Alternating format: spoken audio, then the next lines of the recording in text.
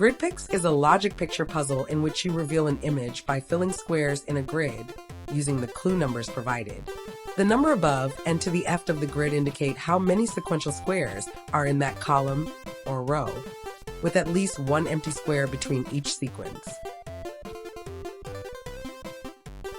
Let's look at some techniques to help solve this grid.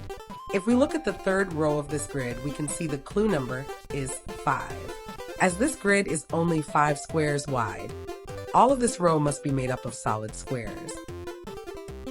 Move the cursor with the joystick and press fire to cycle between a cross, solid, or empty.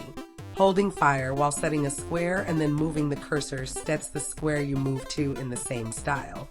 This allows you to fill or clear whole areas of the grid without having to toggle each and every square.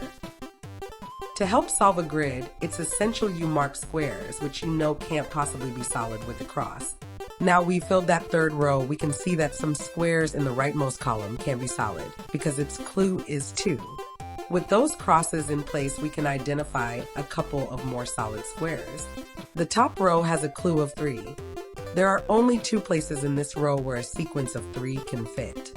In either of those starting positions, we can see that the squares in columns 2 and 3 overlap and must be solid.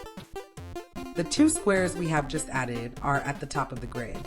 Both of these columns start with a sequence of 1, so we can place a cross below them as we know they complete the first clue in their column. The second column's next clue is also a 1.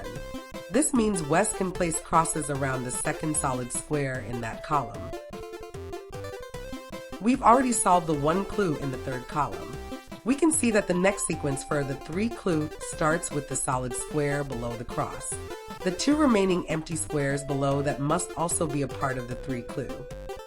Here's one final technique to get you started. The second row has a clue of 1, 1. Even though there are 3 empty squares on this row, we can't possibly fit both of the solid 1 blocks into the space on the right, as this would make a sequence of 2. This means that the empty square in the first column has to be solid. These are just some techniques you can use to solve a grid. There are plenty more to discover as you play. Every grid has one unique solution and can be solved by logic alone. No guesswork is required. Good luck!